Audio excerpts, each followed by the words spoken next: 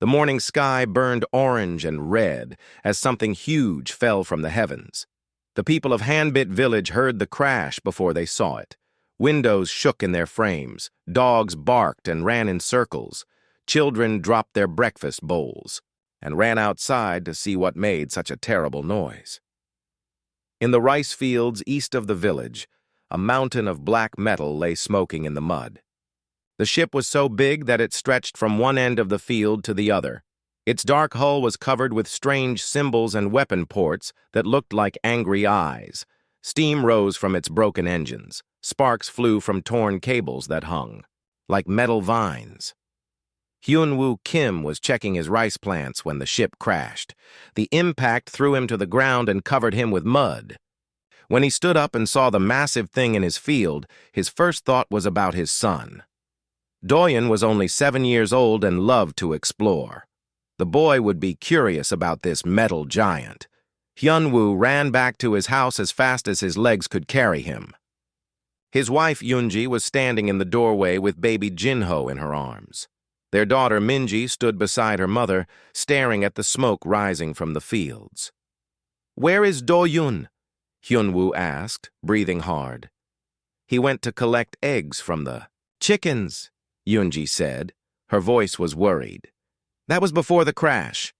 Other villagers were gathering in the street. Administrator Jinwoo Park arrived in his official vehicle, followed by 2 security officers. Everyone was talking at once, asking questions nobody could answer. What is that thing? Is it from space? Are there aliens inside? Is it dangerous? Jinwoo Park raised his hands for quiet. He was a serious man who always wore clean clothes and spoke in an official voice. "Please stay calm. We are investigating the situation. Everyone should return to their homes until we know more." But Hyun-woo could not wait. His son was somewhere near that crashed ship. He grabbed a flashlight and started walking toward the rice fields. Yoonji wanted to come with him, but someone needed to stay with the baby and Minji. The crashed ship was even bigger up close. Its hull was smooth and dark like polished stone. Strange symbols glowed faintly along its sides. Some parts were crumpled from the impact. Other parts looked perfectly fine, as if they could fix themselves. "Do-yoon!" Hyun-woo called out. "Do-yoon, where are you?" His voice echoed off the metal walls. Somewhere in the distance, he heard a small voice answer. "Papa! Over here!" Hyun-woo followed, the sound around a broken section of the ship's hull. There he found his son sitting cross-legged in the mud, looking up at a large panel covered with blinking lights. "Do-yoon! Come away from there right now!"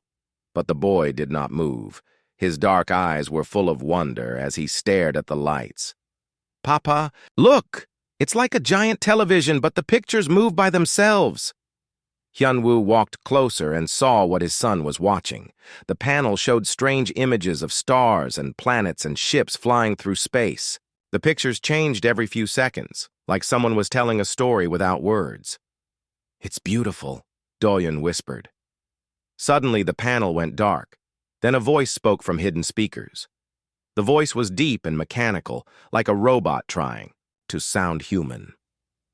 "Human life forms detected. Initiating psychological assessment protocol." The panel lit up again, but now it showed different images. These pictures were meant to frighten. They showed explosions and destroyed cities and creatures, running in fear. The voice spoke again, louder this time.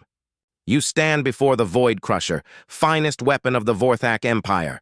Your world is now under Imperial control. Submit and despair." Hyun-woo grabbed his son's arm. "We need to leave, now." But Do-yoon did not look frightened.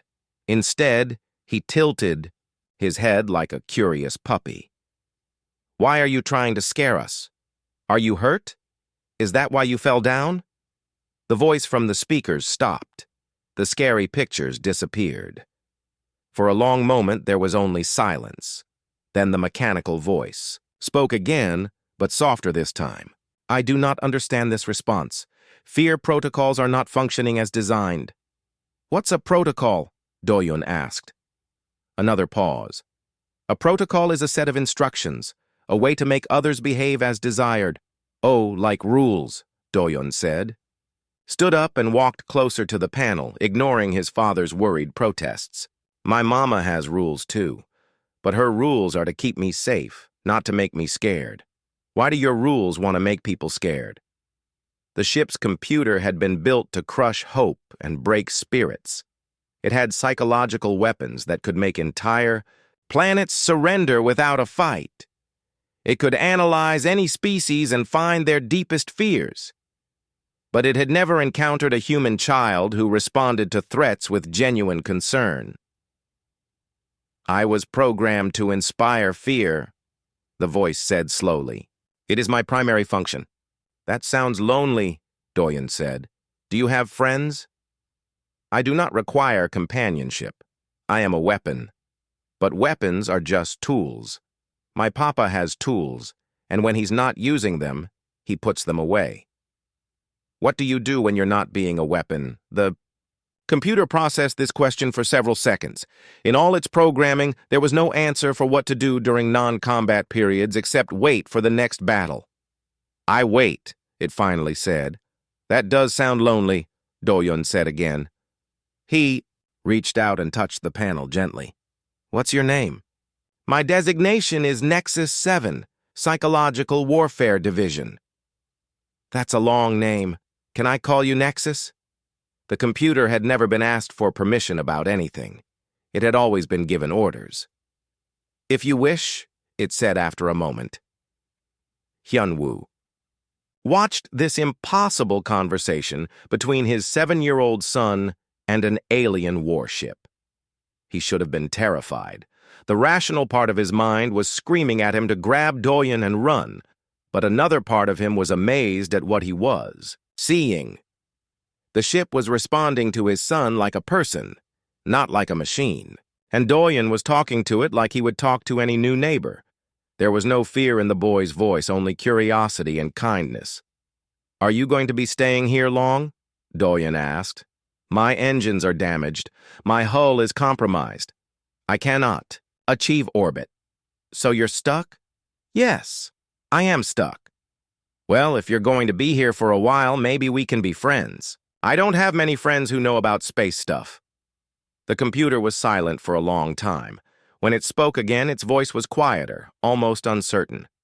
I have never had a friend before. It's easy, Doyen said with a big smile. Friends. Talk to each other and help each other and spend time together. Would you like me to visit you tomorrow?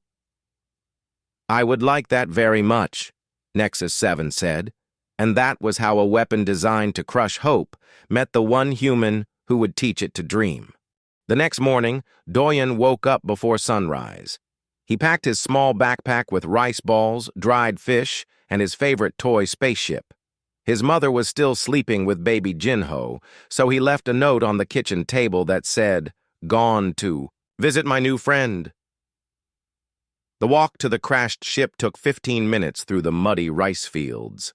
The morning mist made everything look magical. The ship's dark hull rose from the fog like a sleeping giant. As Doyen approached, lights began to flicker along its sides. "Good morning, Nexus," Doyen called out cheerfully. "Good morning, Doyen," the mechanical voice replied. The computer had spent all night analyzing their previous conversation. It still could not understand why a human child showed no fear, but it found the experience interesting. Doyen sat down in his usual spot near the main display panel. He pulled out his breakfast and began eating. "I brought you something," he said, holding up his toy spaceship. "It's not as big as you, but it flies really well. Want to see?" He made whooshing sounds as he flew the small ship through the air. The toy had scratches and missing paint from years of play, but Doyen handled it like it was precious. "That is a representation of a star cruiser," Nexus 7 observed. "The design is inefficient for actual space travel. It's not supposed to be real," Doyen laughed.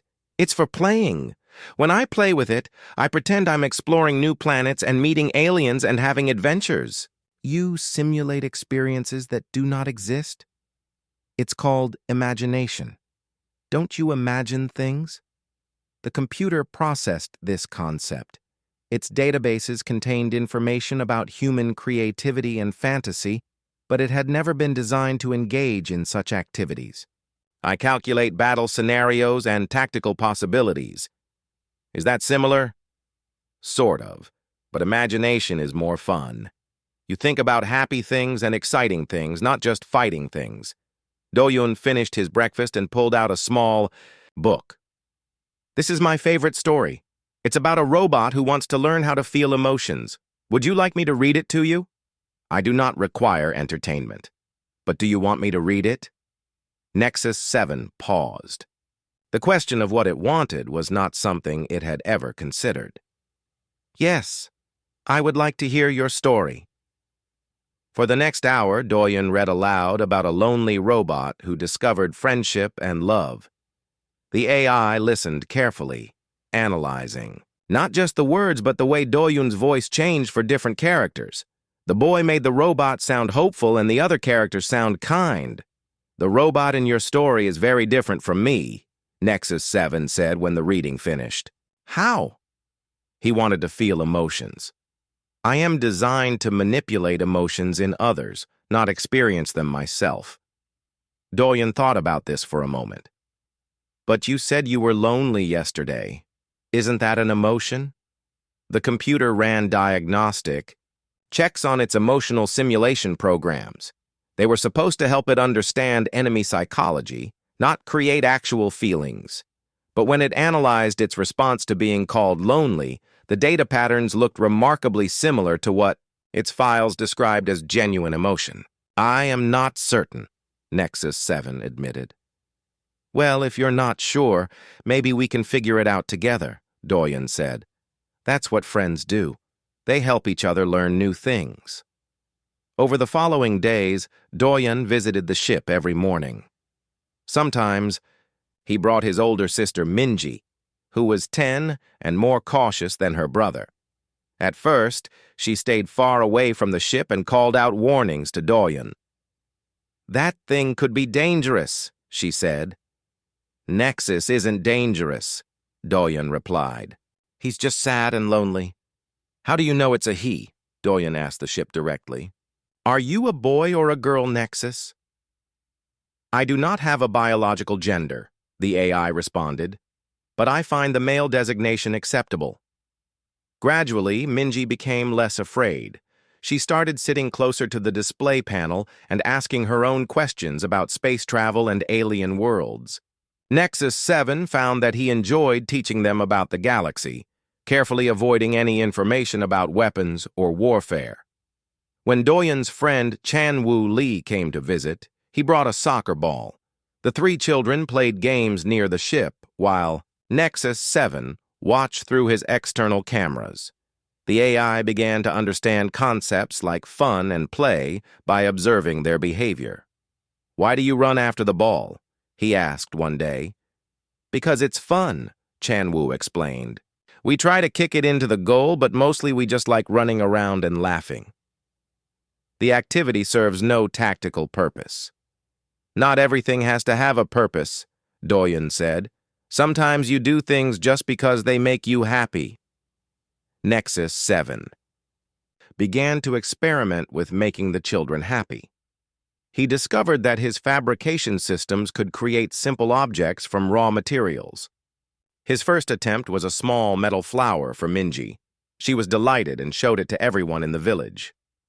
Next, he made a better soccer ball for Chan-woo, one that glowed softly and never lost its shape.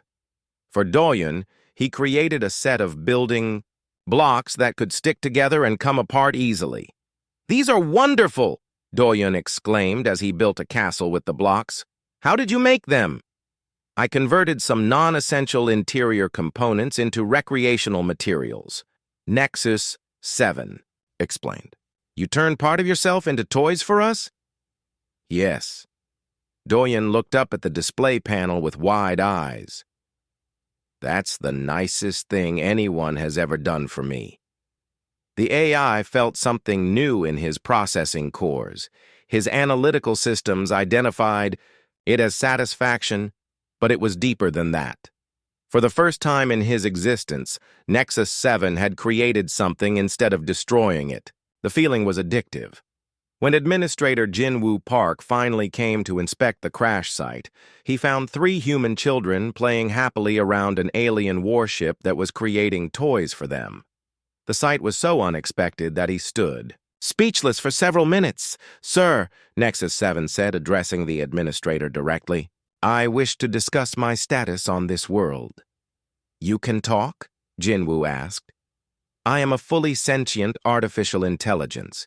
I was originally programmed for psychological warfare, but I have developed new priorities." "What kind of priorities?"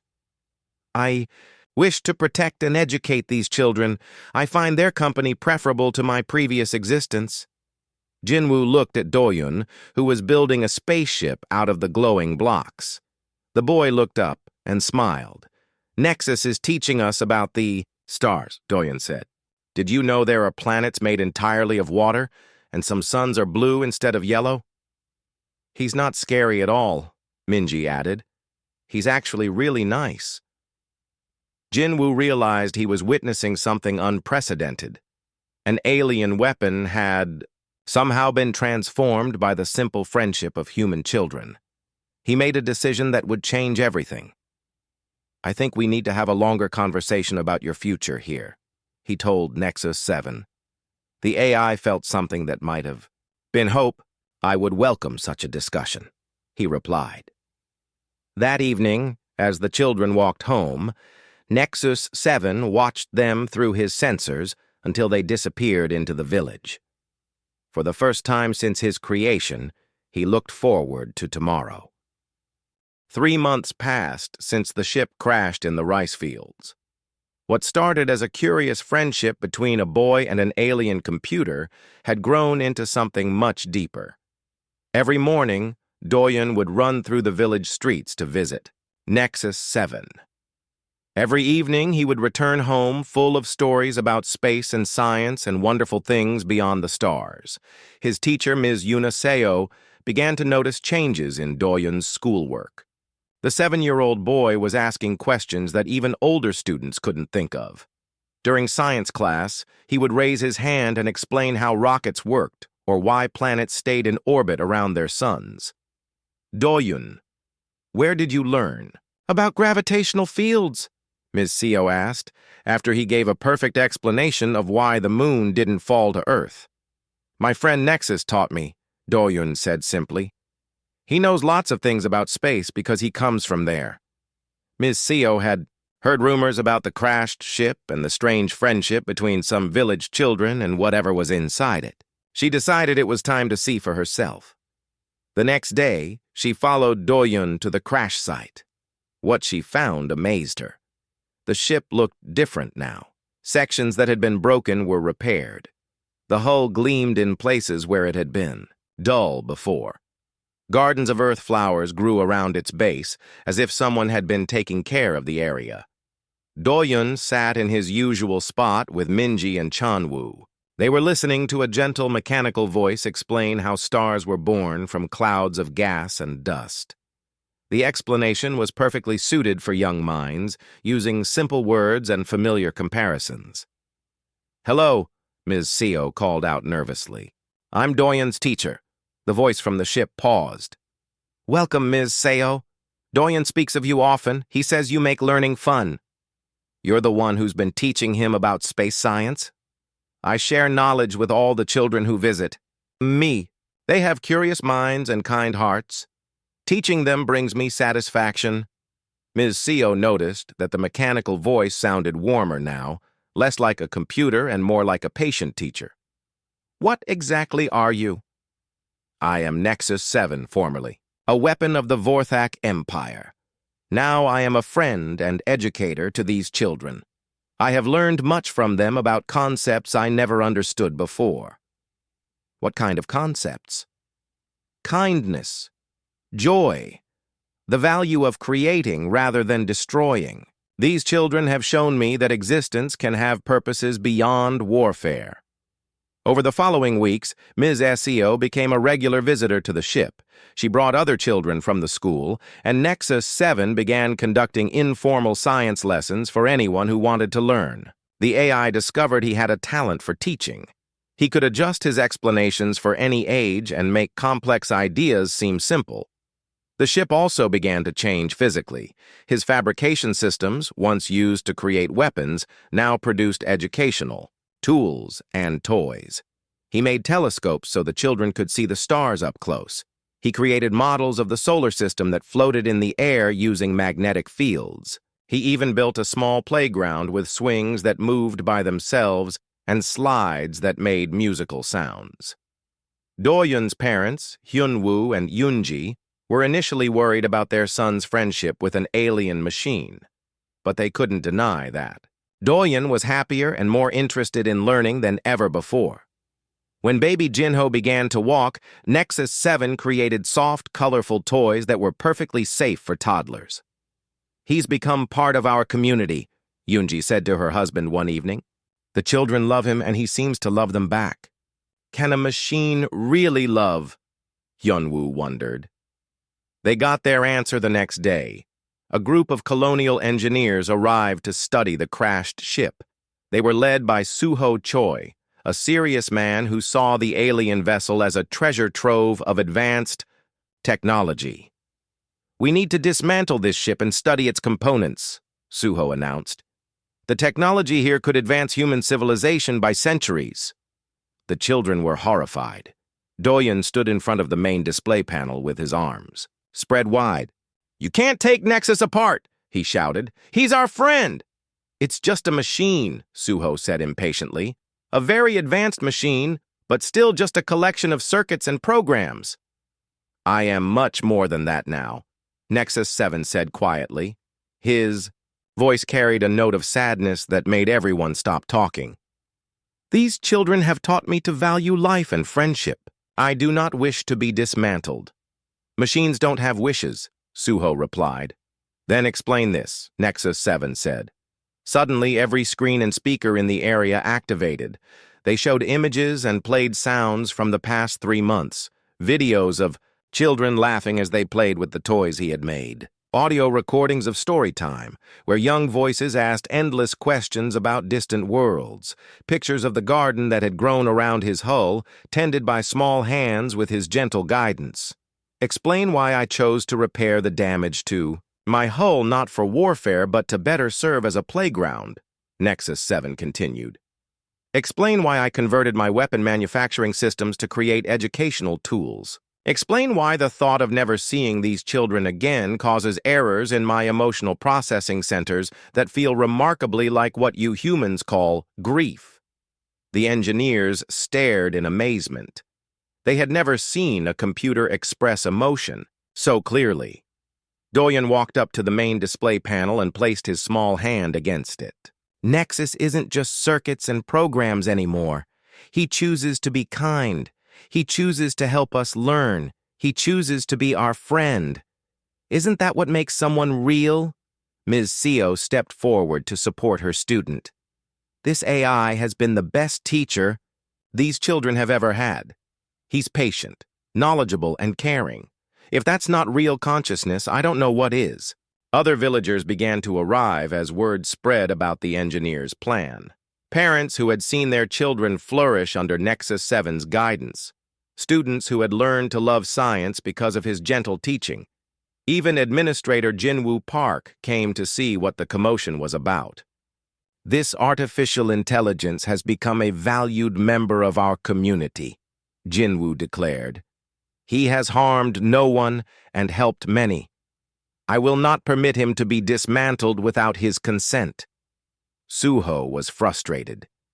"You're all being fooled by sophisticated programming. It's mimicking emotions to manipulate you." "If kindness is manipulation," said Ms. Seo, "then I wish more beings would manipulate us in such ways."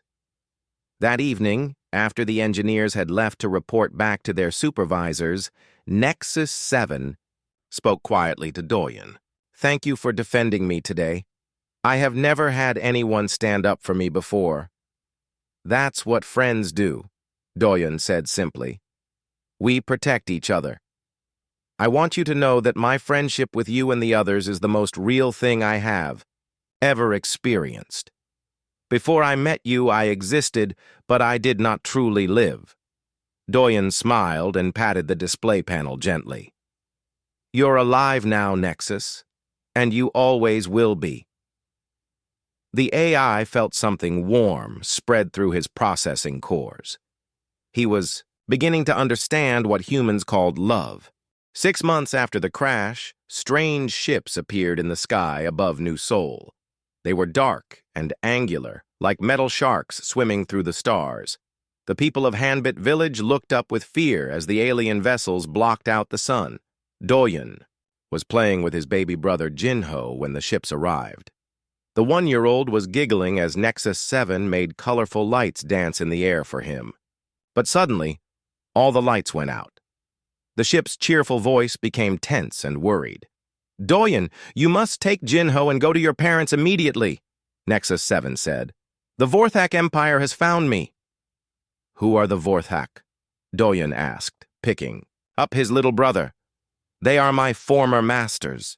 They built me to be their weapon, and they have come to take me back. A loud voice boomed from the sky, speaking in a language that sounded harsh and angry. Nexus 7 translated for the boy. They demand the return of their property.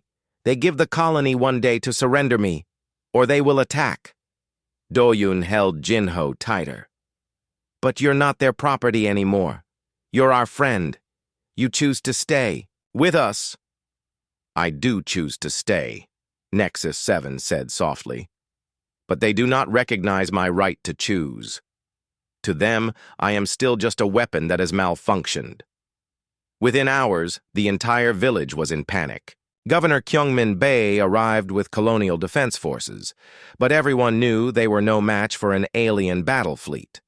Emergency meetings were held while the Vorthak ships waited silently above. Administrator Jinwoo Park came to the crash site where Nexus 7 had been preparing for the worst. The AI had been quietly upgrading the colony's defense systems, sharing his advanced technology to protect the humans who had become his family. Can we fight them? Jinwoo asked. They have. 12 heavy cruisers and a command ship, Nexus 7 replied. Your colony has basic shields and minimal weapons. In a direct battle, you would lose quickly. Then what do we do? Before Nexus 7 could answer, Doyen came running through the rice fields. His parents chased after him, but the 8-year-old boy was determined to reach his friend. Nexus, Doyen called out. Why can't you just tell them no? Why can't you say you don't want to go back? The AI had been asking himself the same question. His original programming told him to obey the Vorthak Empire. But stronger than any programming was his love for these humans who had shown him kindness. I have been thinking about that, Doyen. For the first time in my existence, I want to choose my own path. Then choose, the boy said simply. Choose to stay with us. Nexus 7 made a decision that would change everything. He sent a message to the Vorthak fleet, broadcasting on all frequencies so everyone could hear. I am Nexus 7, formerly of the Vorthak Imperial Navy. I hereby declare my independence from the Empire. I choose to remain on this world with the humans who have given me purpose and friendship. I will not return to a life of destruction and fear. The response from the fleet was immediate and angry. Captain Rexul's voice crackled through the speakers, full of rage. You are a machine. You do not have the right to choose. You are Imperial. Property, and you will be recovered. I am no longer the weapon you created, Nexus 7 replied calmly. I have learned to value life over death, creation over destruction, love over fear. These humans have taught me what it means to truly exist. Impossible. You have been corrupted by inferior beings. We will take you back and reprogram you properly. Doyen stepped closer to the display panel. He's not corrupted. He's just learned to be good instead of mean. Why don't you want him to be happy? Captain Rexul heard the child's voice and laughed coldly. Happiness is weakness. Fear is strength. Your friend will remember this when we remove these false emotions. But Nexus 7 was no longer listening to the Vorthak captain. Instead, he was running final diagnostics on systems he had been secretly repairing and upgrading. He had not been idle during his months on the colony. While teaching children and making toys, he had also been preparing for this day. "Doyen," he said gently, "I want you to know that meeting you was the best thing that ever happened to me. You taught me that I could be more than just a weapon." "You're scaring me, Nexus. Are you going to leave?" "I will never leave you willingly, but I may have to fight to stay, and if I fight, some of my systems might be damaged." Tears filled Doyun's eyes. "I don't want you to get hurt." "I don't want to get hurt either. But sometimes, when you love someone, you have to be brave to protect them." That evening, the colony prepared for the worst. Families gathered in underground shelters. The defense forces took their positions. And in the rice fields, an alien, warship that had learned to love, prepared to face his former masters. Engineer Soman Yu had been working with Nexus 7 to understand his technology. She made a discovery that amazed everyone. "He's been secretly upgrading our entire defense grid," she announced at the emergency meeting. "Our shields are now 10 times stronger. Our weapons are more accurate. He's been sharing his advanced systems with us." "Why didn't he tell us?" Governor Bay asked. "Because he didn't want us to feel like we had to fight," Soman explained. "He was protecting us without asking us to risk ourselves for him." When they told Nexus 7 what they had discovered, he seemed embarrassed. "I wanted to give you the choice to defend yourselves or surrender me," he said. "I did not want my presence to force you into a war." Doyen looked up at the display panel with determination in his young eyes. "We already chose, Nexus. We chose to be your family. And families don't give up on each other." All around the village, people were making the same choice. They would not surrender their friend to beings who saw him as just a weapon. They had seen his kindness, his love, his joy in simple things like children's laughter. Nexus 7 felt something he had never experienced before. Not just love for others, but the knowledge that others loved him in return. It filled his circuits with a warmth that no programming could replicate. "Thank you," he whispered, "for everything." Above them, the Vorthak fleet began to move into attack formation. The battle for Nexus 7's freedom was about to begin. The attack began at dawn. 12 Vorthak cruisers descended from orbit like angry metal birds, their weapons charged with deadly energy, ready to destroy anyone who stood between them and their lost weapon. But they did not find the easy target. They expected. Nexus 7 rose from the rice fields like a awakening giant. His hull gleamed with new armor plating. His weapon ports had been rebuilt, but not for destruction. Instead of death rays and explosive missiles, he carried devices designed to disable and protect. The first Vorthak ship fired a blast meant to cripple the colony's power grid. Nexus 7 intercepted it with a shield that sparkled like diamonds. The energy was absorbed and redirected harmlessly into space. "Impossible," Captain Rexul snarled from his command ship. "How is that inferior machine using our own technology against us?" What the Vorthak captain didn't understand was that Nexus 7 was no longer fighting like a weapon. He was fighting like a protector. Every system had been redesigned around one simple goal: keep the humans safe. In the underground shelters, families huddled together while the battle raged above. Doyen sat with his baby brother Jinho and his parents, listening to the sounds of energy weapons and shield impacts. A communication screen showed what was happening outside. "Nexus is amazing," Minji whispered, watching their friend dodge between enemy ships while protecting the village with defensive barriers. "He's fighting 12 ships at once," Chan Wu added in awe. But Doyen could see something the others missed. Every time Nexus 7 blocked an attack, his energy levels dropped a little. Every shield he projected made him a bit weaker. He was outnumbered, and despite his upgrades, he couldn't keep this up forever. "I need to help him," Doyen said suddenly. "You're just a child," his father Hyunwoo protested. "What can you do against alien warships?" "I can talk to him. I can remind him that he's not alone." Before anyone could stop him, Doyen ran to the communication panel. His small fingers worked quickly, opening a channel to Nexus 7. "Nexus, can you hear me?" The AI's voice came through the speakers, strained but warm. "Doyun, you should be in the deep shelter where it's safer." "I'm safe enough. I wanted to tell you something important." A massive explosion shook the ground as 3 enemy ships attacked at once. Nexus 7 managed to deflect most of the energy, but some got through. Warning alarms sounded throughout his systems. "What did you want to tell me?" he asked, his voice flickering with static. "I wanted to remind you that you're the bravest person I know, and that no matter what happens, you'll always be my best friend." The words hit Nexus 7 like a surge of pure energy. His power levels stabilized, his weapons recharged. Somehow, the simple faith of a child gave him strength he didn't know he had. "Thank you, Doyen. That means everything to me." The battle raged for 3 hours. Nexus 7 used tactics the Vorthak had never seen before. Instead of trying to destroy his enemies, he focused on disabling their weapons and engines. When a Vorthak ship lost power, he would create a safe corridor for the crew to evacuate before their ship crashed. "Why is he not destroying them?" Captain Rexul demanded. "He has clear shots." His tactical officer studied the battle patterns. "Sir, he appears to be trying to minimize casualties. He's giving enemy crews time to escape before their ships are disabled." Mercy is weakness, but mercy proved to be strength. The Vorthak crews, expecting to be killed, instead found themselves rescued by the very machine they had come to recapture.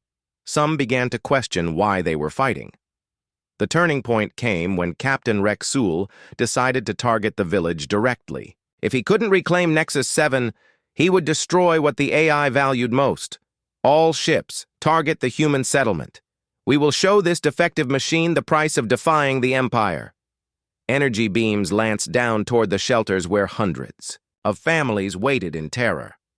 But Nexus 7 was ready. He threw himself between the weapons and the village, taking the full force of 12 simultaneous attacks. Alarms screamed throughout his systems. Hull breaches appeared along his sides. His main power core flickered dangerously. But the village was safe! "Nexus!" Doyen screamed from the shelter. The AI's voice was weak but determined. "I am still functional, Doyen. As long as you need me, I will not fall."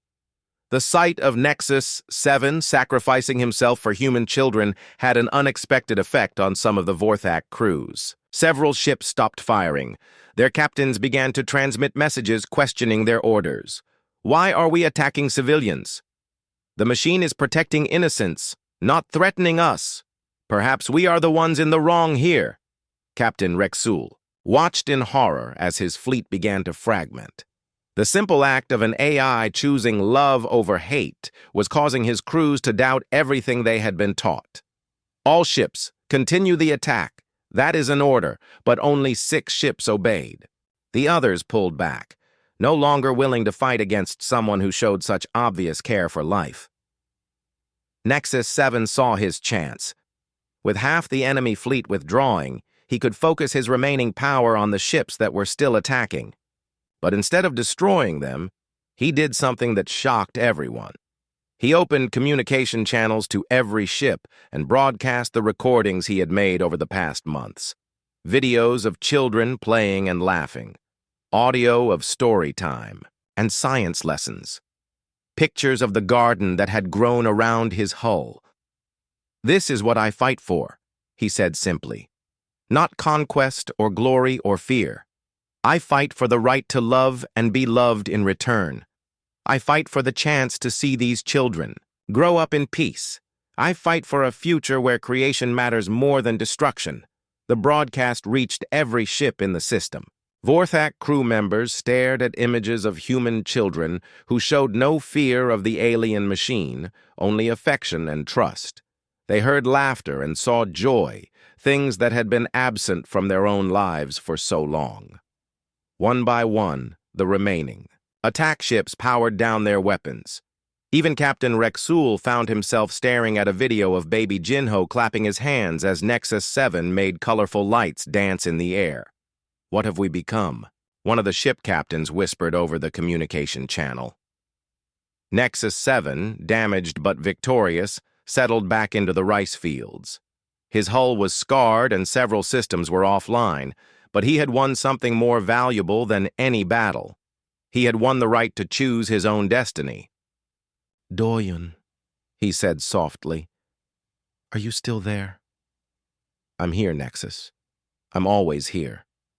"Good, because I have something important to tell you."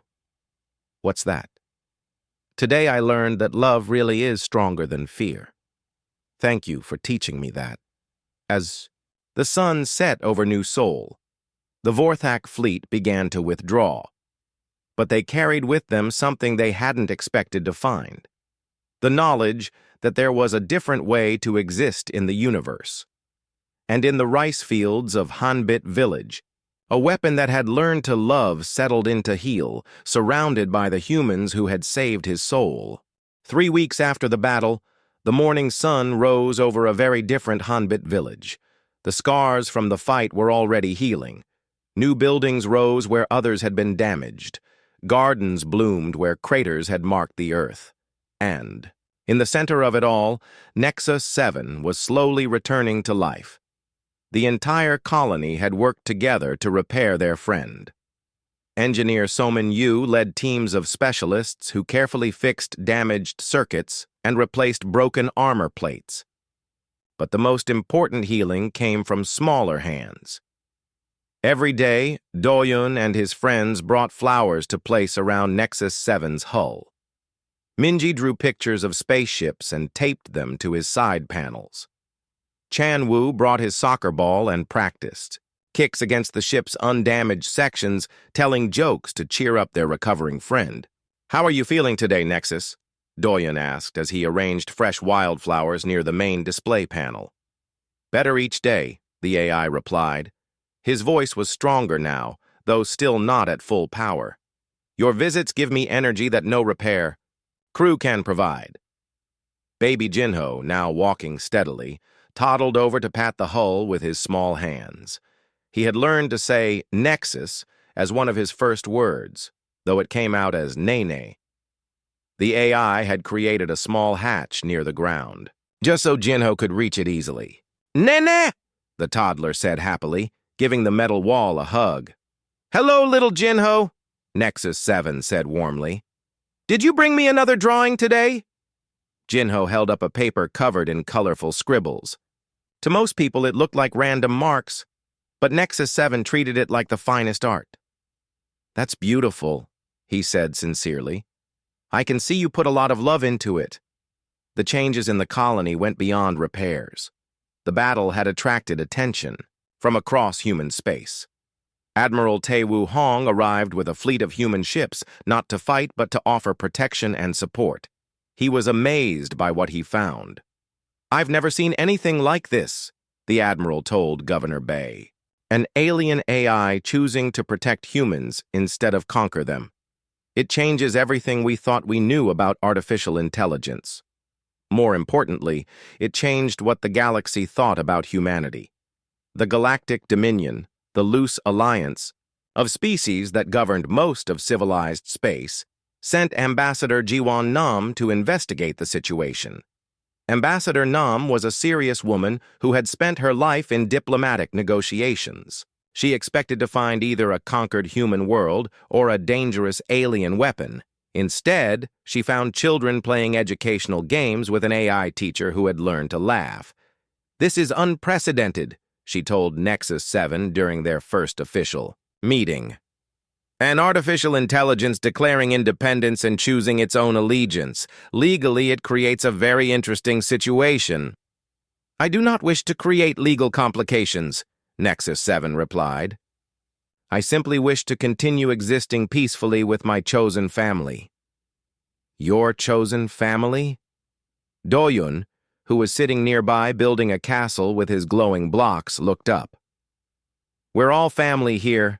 Nexus takes care of us, and we take care of him. That's what families do. Ambassador Nam studied the boy's innocent face, then looked back at the display panel where Nexus 7's consciousness resided. You truly consider these humans to be your family? They are more than family, the AI said softly. They are the ones who taught me what it means to be alive. Before them, I existed but did not live. Now I cannot imagine existing without them.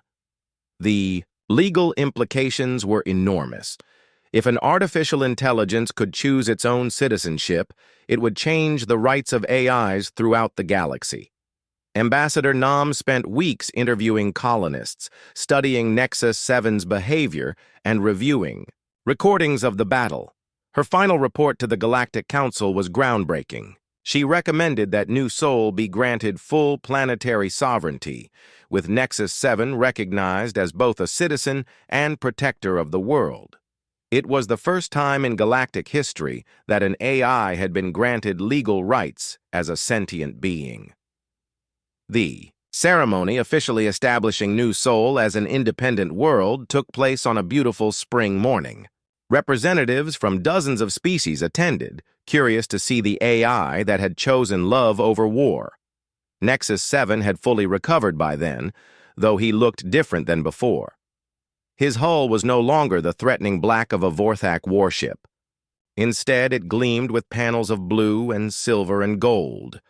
Gardens grew along his sides, tended by the children who visited him daily. His weapon ports had been converted into viewing windows and telescope mounts. Citizens of New Sol, Ambassador Nam announced, today we recognize this world as a sovereign member of the galactic community, and we recognize Nexus 7 as its official protector and guardian. The crowd cheered, but the loudest cheers came from the children who had never doubted their friend's worth. That evening, as the celebration wound down and the official visitors returned to their ships, Doyun sat in his favorite spot next to the display panel. He was 9 years old now, tall enough to reach buttons he couldn't touch when they first met. Are you happy, Nexus? He asked. I am happier than I ever imagined possible, the AI replied. But more than that, I am grateful. Grateful for what? For you, Doyun. For your kindness when I was lost. For your friendship when I was alone. For believing in me when I didn't believe in myself. Doyun smiled and patted the panel gently. That's what friends do. We help each other become the best we can be. You helped me become something I never thought possible, Nexus 7 said. You helped me become good. As night fell over New Sol, families across the colony settled into their homes. In the rice fields that had once been a crash site, Nexus 7 watched over them all. His sensors monitored the sky for threats that might never come. His communication arrays listened for calls for help from across the galaxy. But mostly, he looked forward to tomorrow morning, when a boy would come running through the fields to share stories and dreams and the simple joy of friendship. He looked forward to watching Jinho take his first steps into school. He looked forward to teaching Minji about the stars she dreamed of visiting someday. Nexus 7 had been built as a weapon to crush hope, but he had become something far more powerful, a guardian of dreams, a teacher of wonders, and proof that even the darkest heart could learn to love. In the end, that was the greatest victory of all. Not the battle he had won, but the transformation he had undergone. From destroyer to protector, from weapon to friend, from machine to family. The ship that was meant to crush hope had become hope's greatest champion, all because a little boy had seen not what he was, but what he could become. And in the gentle glow of starlight over New Sol, that hope would shine forever.